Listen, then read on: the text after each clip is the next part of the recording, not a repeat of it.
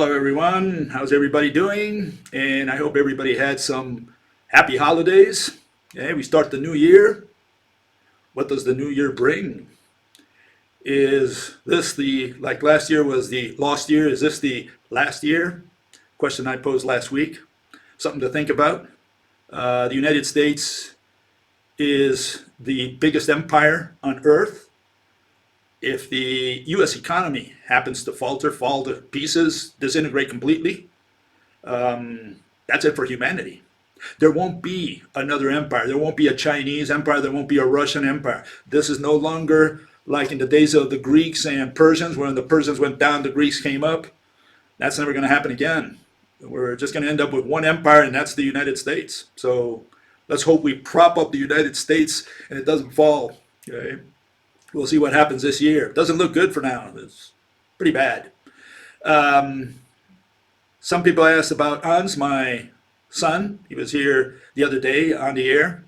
And we considered that, talked to him. And what we're going to be doing is probably once a month or every so often, he's going to come on the air and we're going to have the same type of presentation, debate, discussion, and open up the floor for questions. So we're probably going to do that more often. Okay. And what I'm going to talk about today is technology. Is technology the same thing as science? Is science the same thing as technology? Is physics the same thing as philosophy? Is philosophy the same thing as physics?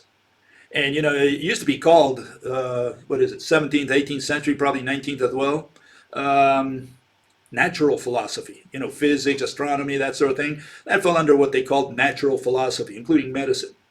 And is that what philosophy is? Philosophy is about physics. Physics is the same thing as philosophy. And that comes all the way from Aristotle. They had this mixture in there. So that's what we're going to look at today. We're going to see if those are compatible, physics with philosophy and technology with physics or with science. Okay, in order to get started here, I'm going to start out with the first 10 years of the Nobel Prizes. That's a good place to start. Turns out that the Nobel Prizes were instituted in 1901. That's when the first one went out. And I'm going to look at the first 10. I'm going to look at the 6 of those, okay, just to make my point today. Okay, here's the first one. We have Mr. Röntgen, discovery of the remarkable rays subsequently named after him. Here in Germany, they call them Röntgen rays. Everybody else, they call them X-rays. Okay, that was in 1901. 1903, most people know the Curies. I don't know how many know Becquerel, but discovery of radioactivity. 1904, they discovered argon. 1907, we had Michelson, from Michelson-Morley experiment in the 19th century. He developed optical instruments, primarily the interferometer, and what to measure the speed of light. Okay, he improved on that over time. Spent the whole life doing that. 1908, method of reproducing colors photographically based on interference. Okay, so this fellow Lippmann, he came up with a method.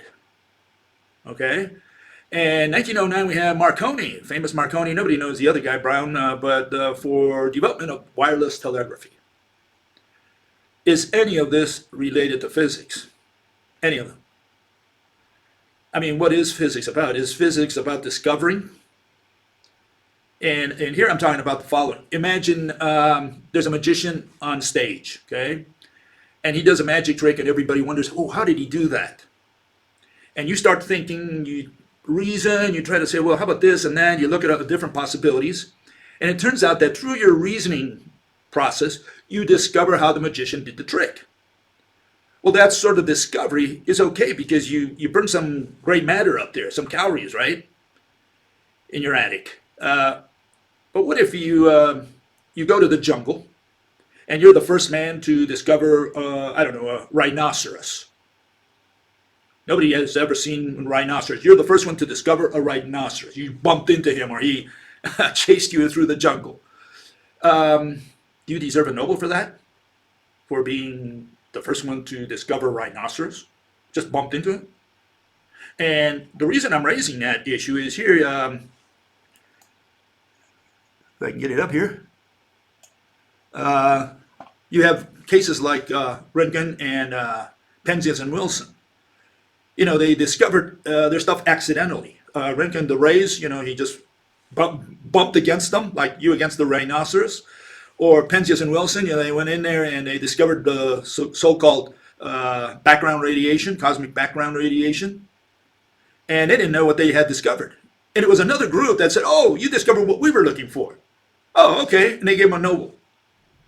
It's like, did they deserve the Nobel because they stumbled upon something that they had no clue about? This is like the rhinoceros again. It's not like the guy who tries to figure out something about, how the magician did the trick. And so they're giving Nobel Prizes for discoveries that are just bumping against, stumbling, upon something. Is that worth a Nobel? Is that what physics is about? Just stumbling upon something? Is physics spending your life measuring the speed of light with ever more precision or accuracy, like all these fellows did? I mean, Galileo thought light was instantaneous when he did his lamp experiment from two mountains. He opened up his lamp. His assistant on the other mountain had to open up immediately after he did his, as soon as he saw the light. And they did it several times. They said, no, light is instantaneous. And it was Römer who figured out, because of he was looking at Jupiter and one of the moons, and he was expecting it at a given time, and it came in a little later. And he says, well, the reason I saw it a little later is because the light took time to reach my eyes. And so he figured out that the speed of light was finite from that. He reasoned that out. And he more or less calculated it. In fact, I think it was more fellow from Holland, what's his name? Lost his name now for a second, who calculated the speed of light. More or less, I think he was like 10% off. And then Huygens, that's the name I was thinking of.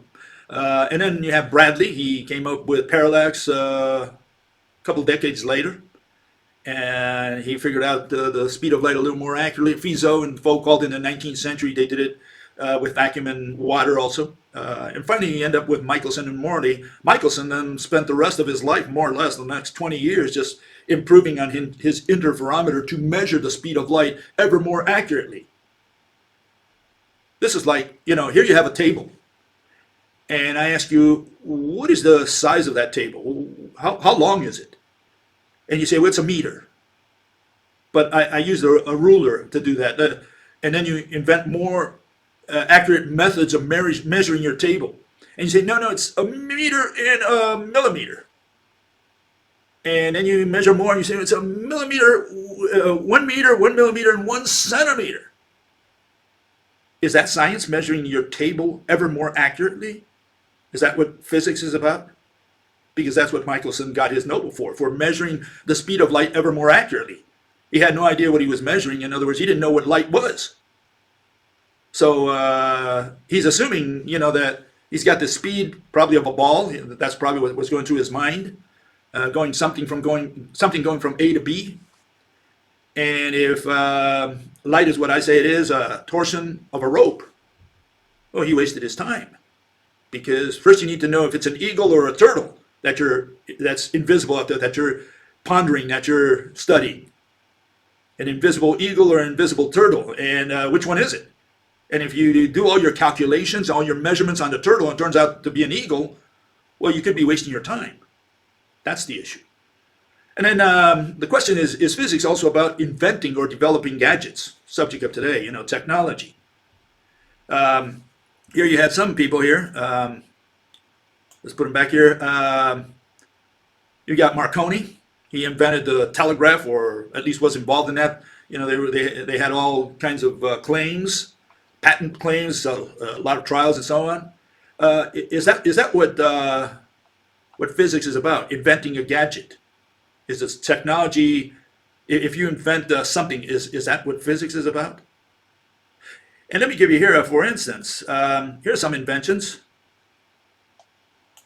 Okay, you have Alexander Graham Bell, Thomas Edison with his light bulb, the filament, especially Bell with his telephone, and apparently some people complain, say he stole it from Meucci, an Italian who apparently preceded him and discovered it first. You have the Wright brothers, they invented the airplane. Should all these people get Nobel Prizes? I mean, you could say, well, for example, in the case of Wilbur Wright, he died in 1912. Maybe they didn't have time to give him a Nobel because you can only give it to someone who's alive. And by the time they probably wanted to give it to Wilbur Wright, well, he was dead. Well, how about all the others? I mean, Orville Wright lasted till 1948. They had 48 years to give him a Nobel for inventing the airplane or developing the airplane, different parts of it, different patents that he had. Thomas Edison, he got the first light bulb, in other words, the first filament. Why didn't he get a Nobel? And Bell with his phone and so on. The question here is, why didn't these people get Nobel Prizes? If physics is about inventing gadgets. I mean, I think the airplane is a pretty interesting invention. It deserves, that you take your hat off. And these guys broke their brains and they did a lot of experiments and so on to test, the wings and the flight and different parts of the airplane, and eventually got a motor on it and they flew. I mean, I think that deserves some recognition.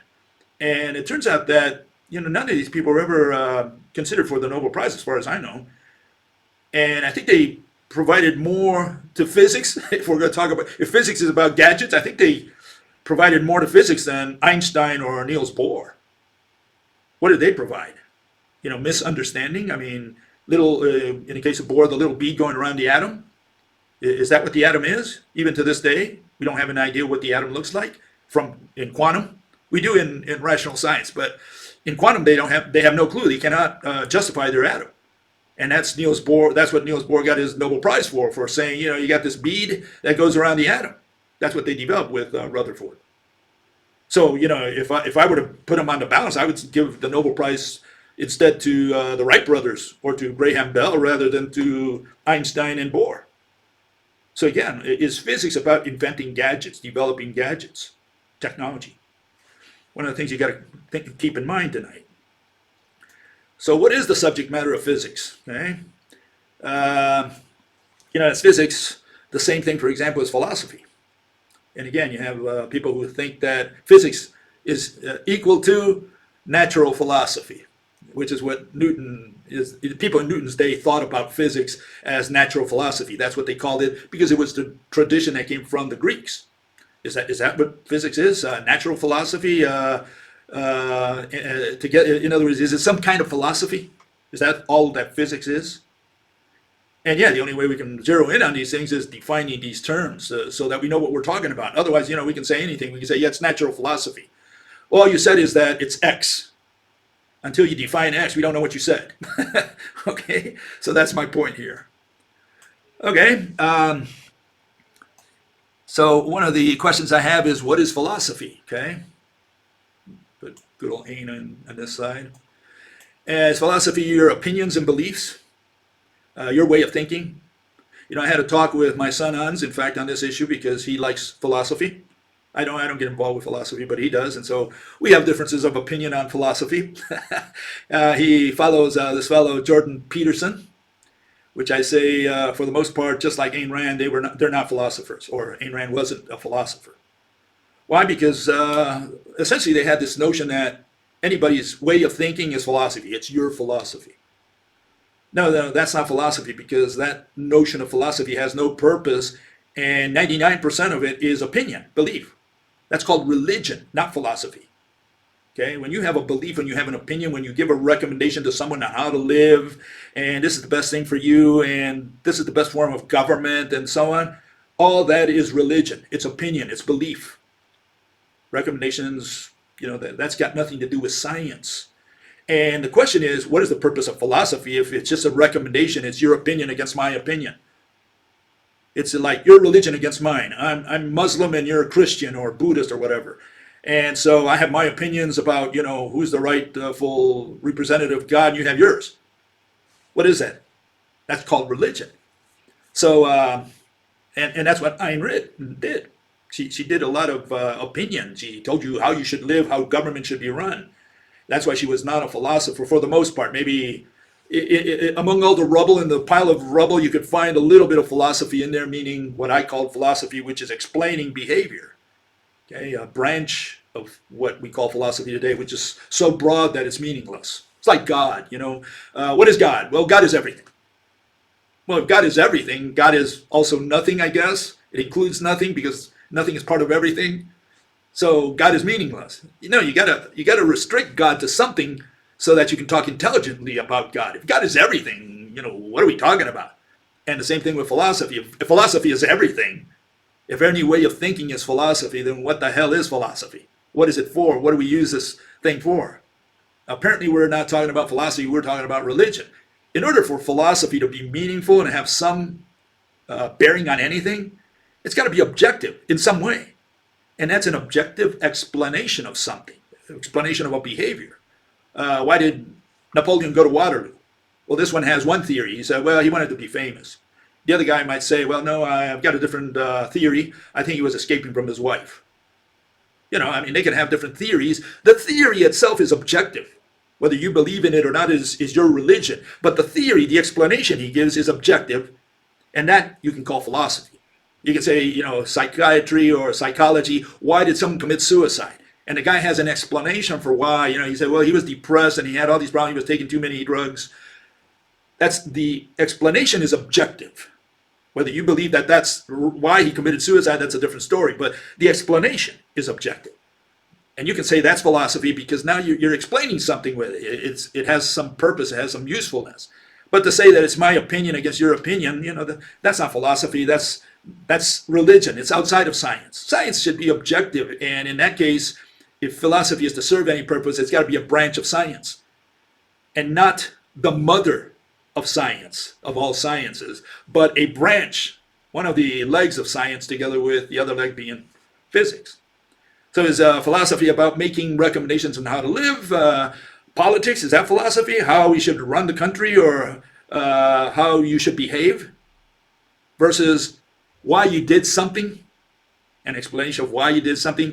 This is different. How you should behave is a recommendation. Behave like this and you'll be okay. You know, that's your opinion.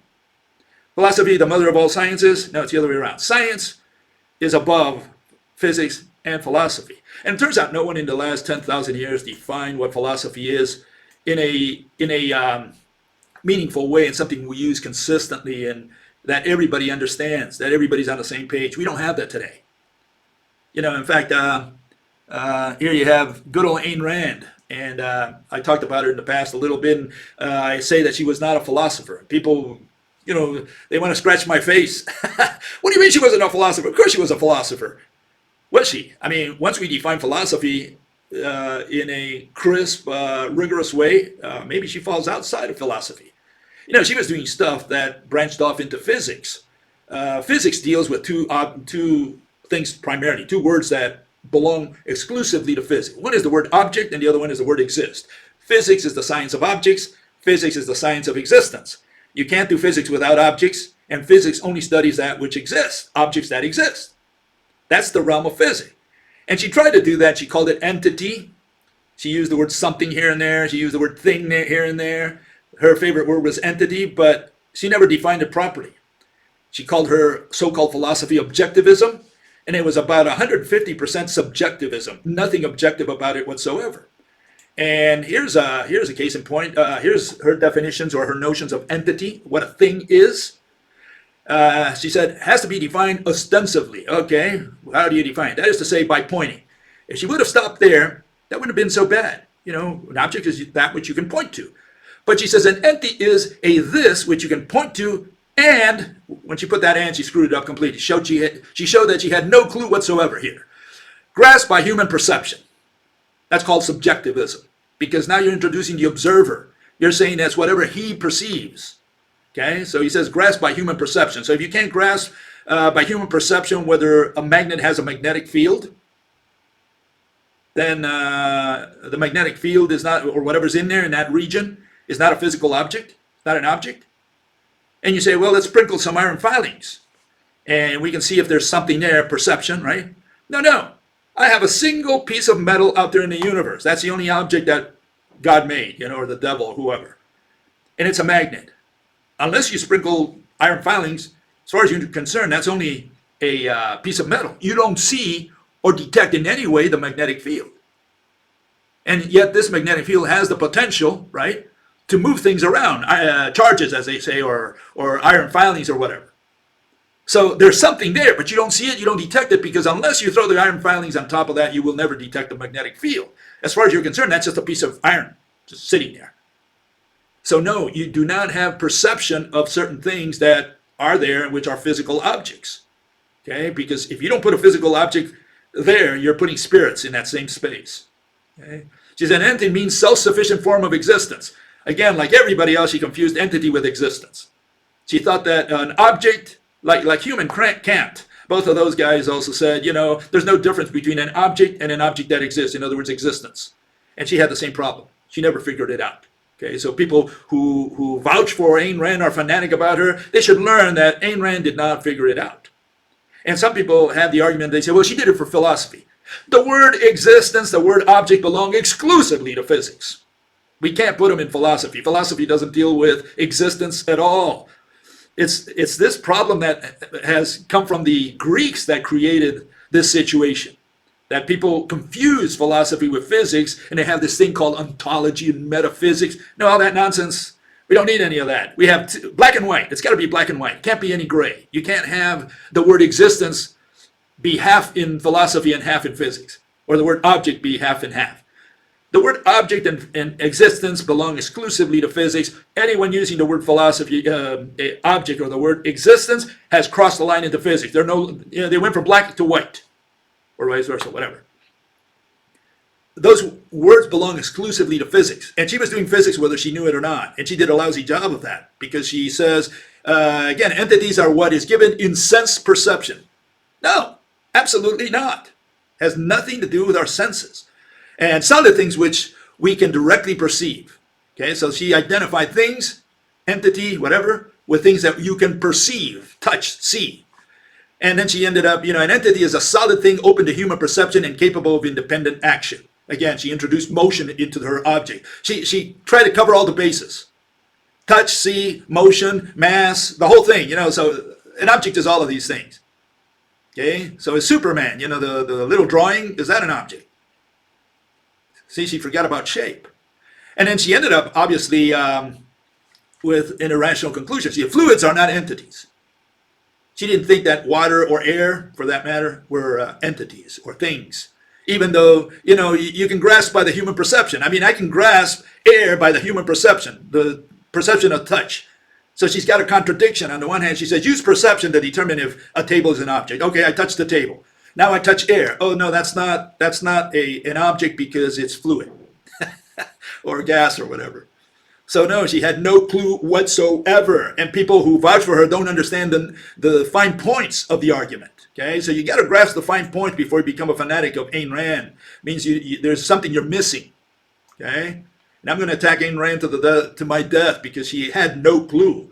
And here she made it even worse when she dealt with the word exist. And again, it's because she thought she was a philosopher and in the tradition of Aristotle, and Aristotle was not a philosopher. Okay, because Aristotle made the same error all these people did. He mixed physics with philosophy.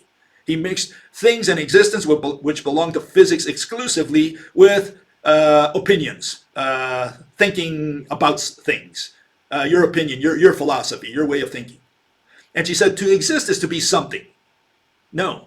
Don't stop there. See, she put a comma there. No. As distinguished from the nothing of non-existence. What did she say there? All she said is existence is something and non-existence is nothing. So what does all that mean? Reality is which that exists. Well, reality is a synonym of exist. That had better be. So she said nothing there as well. The unreal does not exist. No kidding. Again, she's just using synonyms upon synonyms upon synonyms. The unreal is merely the negation of existence. So she said absolutely nothing so far. She said nonsense. Poetry, just word wizardry. A is A. No kidding. A thing is itself. No kidding. What is all this nonsense? What does this have to do with anything? All she's saying is A is A, B is B, C is C. No kidding. Existence is identity. What does that mean? Consciousness is identification. To exist is to possess identity. Oh, this is just word wizardry, just running around in circles. She said absolutely nothing so far. She had no clue what exist means or stands for. And she said existence exists. No, existence does not exist because existence is a concept and concepts do not exist. Not in physics. not in science. Okay? That statement implies two corollary axioms. Something exists which one perceives. Absolutely not. There are things that exist that one does not perceive. Certainly a star on the other side of the universe exists, and I do not perceive it in any way, shape, or form. Okay, and she's introducing observers, meaning she's not going to be doing objectivism, as she called it. She's doing subjectivism. One exists possessing consciousness. Okay, no. One exists if he's got location, not if he possesses consciousness. Consciousness being the faculty of perceiving that which exists. So again, she's doing poetry. That's all she did. She was not a philosopher. And certainly she did not define the word exist or the word object, in other words, entity, in a rational manner. Never. And those were the foundations for her entire philosophy. In other words, what was her philosophy? Recommendations on how people should live. Altruism and how government should run and what the individual should do. Should. That's not philosophy. Again, it's this notion that 99% of the people, more, I'd say close to 100% of the people out there have that philosophy it's just your way of thinking. It's a way of thinking. No, that's no good. We can't do anything with that. Everybody's got a way of thinking. It's known as religion. A way of thinking, a belief, an opinion, a recommendation on how to live, the shoulds, all that is religion. It's got nothing to do with philosophy. Philosophy is explaining something. That's where you have to use your brain, because now you have to reason something out. But to say, I believe the government should be run this way, and I believe Joey should be doing this so he has a better life, that's not philosophy. That's religion. Okay? And that's the problem. We've had 10,000 years of religion and no philosophy whatsoever. Likewise with physics. No physics. All we had is religion so far. Okay, so how do we solve this? Well, we go and try to figure out what philosophy is. Let's see what the definitions are. Here we have a definition from the Wikipedia. It says, philosophy, the study of general and fundamental questions. Study of questions. Very vague, okay? Such as those about reason, existence, knowledge, values, mind, and language. They just put jack of all trades in there, just threw it all in there, said philosophy is everything. You ask a question about anything, it's philosophy. So if I ask a question, how does this magnet attract this other magnet? That's a question, right? That's philosophy. Saying that, how does this happen? What is the mechanism? That's philosophy. If I let go of the pen, right? Falls to the floor, or to the table in this case. Again, repeatable experiment. You got to make it repeatable to be scientific, right? So we let go of the pen, and I ask, well, why does it fall to the ground? Is that philosophy? Or is that a question of physics? This is the issue. The issue is people are mixing philosophy with physics, and we have to separate that. We have to separate it from technology, from discovery, where you stumble upon something, and from philosophy, meaning your opinion, your way of thinking. That's not scientific. That's useless. That's called religion, all that. Okay? No, if philosophy is to serve a purpose, we have to be a little more careful with the definition of the word philosophy. And since no one defined it in the last 5,000 years, 10,000 years, what was it? Love of wisdom? Oh, great. That's great. Wisdom, like how to behave in society in order for you not to be hanged or be spat upon by your neighbors. That's a should. That's wisdom. Yeah, you got to be wise, know how to behave in society. But that's got nothing to do with philosophy. That's got to do with you better behave this way or you're going to be punished. Or you better run the government this way or you're going to be overthrown. We don't have an explanation. All we have is a should, a recommendation, how to behave, how to run a government. That's different than saying, let me explain to you why someone did something. That's where you have to break your brain. Okay? Or again, in the case of physics, why something happened. What caused the pen to fall to the floor? What caused one magnet to be attracted by another? That's where you have to break your brain. Say, okay, let's visualize this mechanism. And there better be something invisible, intangible, a physical object in there, because otherwise you're introducing spirits and black magic in that same space. Okay, because of these lousy definitions that we have for philosophy, you have all these number one colleges in the world, especially in the United States, Great Britain, China, Russia. And when you go to their philosophy department, you find a jack of all trades. You find a jumble of things in there. You find people doing ontology, otherwise epistemology, metaphysics, diversity studies, politics, religion. You got the whole works. And here's a more detailed breakdown of that. Okay, here you see it. Okay, you see metaphysics, epistemology, ethics, logic, philosophy of science, political philosophy, aesthetics, philosophy of language, philosophy of mind. What does ethics have to do with aesthetics? What does philosophy of language have to do with philosophy of science? It's all philosophy. It's all, oh, this is the way I think. This is the way I see the world. This is my opinion. Is that what my belief? Is that what philosophy is all about? So no, you can't find a single department that just says this is what we do. Now you got philosophy is like a broad branch, and that's why people say, what's the mother of all sciences? Is it? Or is it the mother of all religions? Like, beliefs, opinions. Is that what philosophy is all about? So we have to distinguish. First we have to separate philosophy from physics, and then we have to put philosophy somewhere. Where are you going to put it? Are you going to put it under physics? Are you going to put it under science? Are you going to put it under religion? Where does philosophy fit in? And you won't find a place to put it in unless you define it very, very strictly, rigorously, crisply. What am I saying? I'm saying that, if you have all these branches of philosophy, and 99% of them are opinions, beliefs, those go to religion. Those are just opinions. That's what religion is, opinion, beliefs. You got to take out of that, you got to kind of sift out of that what is objective. And objective are the explanations. But I thought, explanations is science. Well, yeah, that means that philosophy falls under science, and it doesn't do physics because physics deals with objects and existence. What does philosophy deal with that? Well, it's got to be explanations of behavior, purpose, reason, why someone did something. Then you have a purpose for philosophy. And it is one of the branches of philosophy today. What I'm doing is cutting all the other stuff that we don't need. We don't need politics. We don't need, aesthetics, art, ethics. We don't need any of that because all those are opinions. That's what we're cutting out. We're just leaving the meat. And the meat is behavior, explanation of behavior. Only then does it fall within science. And you can use the word philosophy consistently. That's why I can say with this definition that Ayn Rand was not a philosopher. Neither was Aristotle, neither was Wittgenstein, neither was Russell. None of these people were philosophers. They were not philosophers because what they did was religion. They did opinions, beliefs. They gave you shoulds and recommendations. That's not philosophy, that's religion. Let's give it the right word. What is religion? Opinion, belief. And that's what all these people did. That's why they were not philosophers. Okay? We have to define the word philosophy if we're going to use it in any meaningful way, and that we're all on the same page. You may not like my definition, like my son doesn't like it. He said, why do we need to define philosophy very strictly, very rigidly? I said, because it's when people go on a tangent, because we have this broad category called philosophy. And so they say, well, you're defining it for physics, but we're defining it for philosophy. No, what do you mean philosophy? Which one? Which branch? You mean for religion? That's what you're trying to protect your religion, so you say, well, that's philosophy. I'm defining the word entity or the word object or the word thing for the purposes of philosophy. I'm defining the word exist or existence for the purposes of philosophy. No, because that's when you start saying, well, then love exists. No, not in science. In physics, the word exists belongs exclusively to physics, and we can only use it for objects. So love does not exist in physics.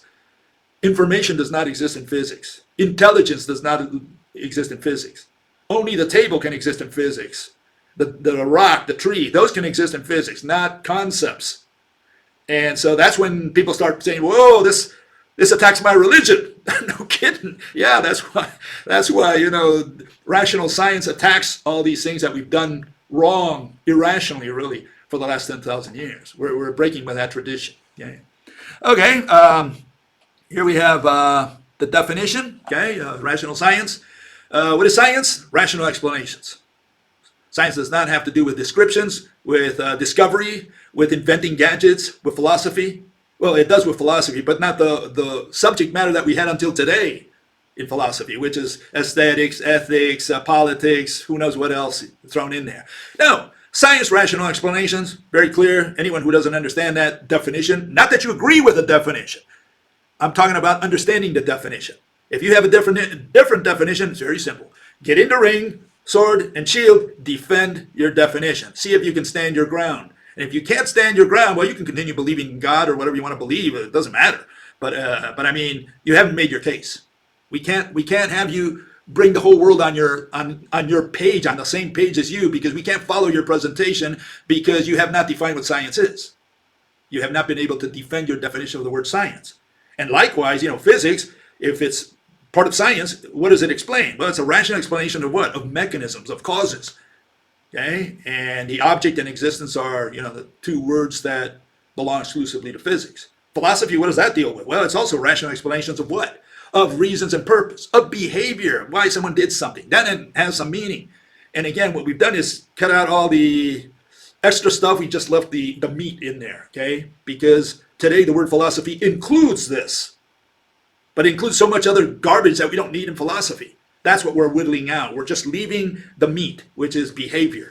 That's all that philosophy deals with. You're doing psychology, psychiatry, you're explaining behavior, you're doing science. You're explaining history, why someone did something, or why this army went to another land to fight these other people. If you can explain the reason, the causes, the reasons and the purpose, then you're doing science.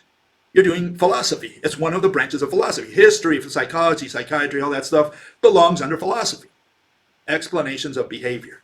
Then it has meaning. Otherwise, if you're just giving an opinion on this is how you should live, this is a recommendation, this is how you should run government, you're not doing philosophy, you're doing religion, you're just giving your opinion. And we have 8 billion philosophers on earth. Everybody's got an opinion. Everybody's an expert on his own opinion. No kid. Okay. So what is science? Well, here we have the foundations of physics. Okay. And science is rational explanations. Physics is one of the branch of sciences. We start with the golden principle. Physics requires an object. You can't do physics without an object. Okay? And these are the words you must define in order to do physics. There are other words, but this is the core. This is the foundation. These are the cornerstones of physics. Because you're going to explain what? You're going to explain causes and mechanisms. You're not going to do math. You're not going to invent gadgets. You're not going to do philosophy, meaning, aesthetics, ethics, all that stuff. You're not going to do any of that. Not in physics. In physics, you deal with objects, you deal with existence, what exists out there. You want to know how this universe is run. You want to know how Mother Nature does magnetism, how Father Universe does gravity, how the devil does the atom,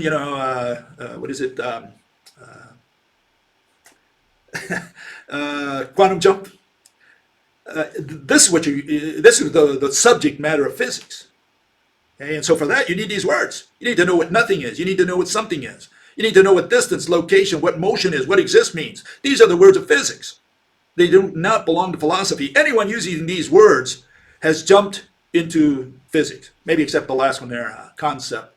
But you don't. The only reason I put it there is that you want to separate objects from concepts. Objects, that which has shape. Concepts, what? Two objects. You need a relation between two objects. You need two objects to create a concept. You need to establish some kind of relation. That's a concept. Okay? And so these are the foundations of physics. Okay, straightforward. Some people have trouble only because it destroys their religion, not because they may not understand what they're seeing, is that they don't agree with what they're seeing. And the remedy there is very simple. Come up with your words, get in the ring, fight for them. Tell me what an object is, tell me what exist means in the alternative. That's how simple it is. Okay? So here we have some conclusions, summary. Science, rational explanations. Physics, rational explanations of mechanisms. And philosophy, rational explanations of behaviors. That's the science world. This other stuff has nothing to do with science. Okay? Mathematics is just a language. It's a language that we use to describe quantitatively. Just a language. It's just like Chinese is a language. Is Chinese the language of science? Is Chinese the language of physics? Is Chinese the language of philosophy? No. It's just a language. It's a medium.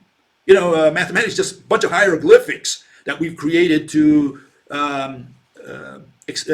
describe concepts, to describe motion, especially, behavior of objects. That's what mathematics is all about. Technology, it's got nothing to do with science at all. If we define it strictly, what is science? Rational explanation. What is technology? Inventing, developing gadgets by trial and error. What did Edison say? I have not failed. I have discovered, or I have found 10,000 ways that don't work. He tried one thing right after another until he got it right. In fact, Tesla made fun of him and says, if Edison had to find a needle in a haystack, Edison would have saved 90% of his time if he would have just thought and said, well, let's see, do some calculations in his head and reason it out. He would have shortened his time to find a needle. Instead, he said what Edison would do would take one straw at a time until he found the needle. And yeah, Edison was not a smart man. He was not, as far as technically smart. He was a businessman. That's all he was. He was wise as a businessman, but he was no good as a scientist. In fact, he had no formal training, whereas Tesla did have formal training. And Tesla worked for Edison until he went to work for Westinghouse, and then they sued each other. Everybody sued everybody in those days. They sued Marconi. The Wright brothers also sued everybody. They spent, all these people were suing for patents because they wanted to preserve the money, the value of what they had invented or discovered or whatever. Technology is not science. Religion, what is religion? Opinions, beliefs, shoulds, recommendations. That's what all these people, so-called philosophers, did. That's why they were not philosophers. They were religionists. Okay? We have to put it in the right context. And I know that destroys many people's religion. A lot of people are going to beat me up for that. But again, define philosophy. Define philosophy. Get in the ring, defend your definition of philosophy. I defined it. You may not agree with my definition, but hopefully you understand it. Rational explanations of purpose and reason. I don't know what part you don't understand. So if you understand it, we're done. Whether you believe in that or not, or you agree with that, or you're skeptical about it, fine. Get in the ring and give me your definition so that we're all on the same page. Maybe you got a better definition than I do. Get in the ring, fight for your definition. No other recommendation than that. Okay, that's my philosophy. Okay, so let me give you a little homework, okay? I want you to look at this possibility because we're talking about technology here. Ideas, are they infinite, to use that word? Do we have an unlimited number of ideas, or are the ideas limited? Do we come to a point where we have no more ideas, that there are so many marbles in the bag and we take the last marble out and there are no more new ideas because all the ideas have been hacked out? That we've already come up with all the ideas possible. There's nothing new, no more music because we've used the 7 notes and all the rhythms we could think of in every possible combination. I mean, there's only 7 notes, right? And you can get all these octaves and you can get different rhythms. Once you cover all that, I mean, is it possible to cover all that? Or are there more ideas out there? Okay, so that's the first thing I want you to ponder, whether ideas are unlimited. And the first thing everybody says is, yeah, of course. You better think about it a little more, okay? Are ideas unlimited? I mean, we cannot invent the table, for example. We cannot think of a table again because the table was invented, I think, by the Neanderthals or someone out there, long time ago. Fire was already invented. We can't come up with that idea, it's already been there. And there are also abstract ideas such as, love and so on. We've already discovered or invented those, come across them. Are there more ideas? And then we keep branching off into sub-ideas and sub-ideas and sub-ideas where we reach a point where there are no more marbles in the bag of ideas. Okay, that's the first issue. I want you to ponder that. Maybe you can give me an answer, someone out there next time. And here's the second part of that. Okay, if I can get this thing up there. Are inventions unlimited? Because one thing is an idea. You can talk about ideas going through the 4th dimension. Okay, fine. So you've got an idea that nobody thought about, traveling through the 4th or 5th dimension. Can we turn that into an invention? And you might say, well, no, but it's an idea. So it's an idea, but it can't be turned into an invention. So the invention's probably a subset of ideas. And the question is, are the number of inventions limited? I mean, how much can we invent? Forever? Just eternally keep inventing forever? And again, the first reaction from people is, yeah, inventions are unlimited. Well, it turns out that, they're not, because right now manufacturing is dying. It's becoming a smaller percentage of GDP in every country on the planet. In fact, worldwide. Why? Because we've invented essentially everything we need. I mean, you can say, well, instead of the red car, I'm going to invent the blue car. Yeah, but it's the car, it's a car, it's a car, it's a car. The fact that you change something cosmetic on it, can you call that really an invention? Or is that just, cosmetic or superficial or whatever you want to call it? Do we call that an invention because you painted your car blue instead of red? So when we're talking about inventions, I mean something that maybe puts people to work, okay? Something that people can use out there and say, okay, now we have a new invention, a new gadget, something new that came out on the market. How many inventions can we come up with? And again, a lot of people like to answer to these questions, yeah, inventions, ideas are unlimited because they never thought about it. That's essentially it. They're not thinking in rational terms. They just, it's infinite, it's unlimited. I disagree. I think the ideas are limited, and much more limited are the inventions. And after we pull that last marble from the bag, there are no more inventions in the bag. That's my 10 cents worth, okay? And you can challenge me, and I know a lot of people will, but you better be ready to defend your position, okay? I'll slaughter you.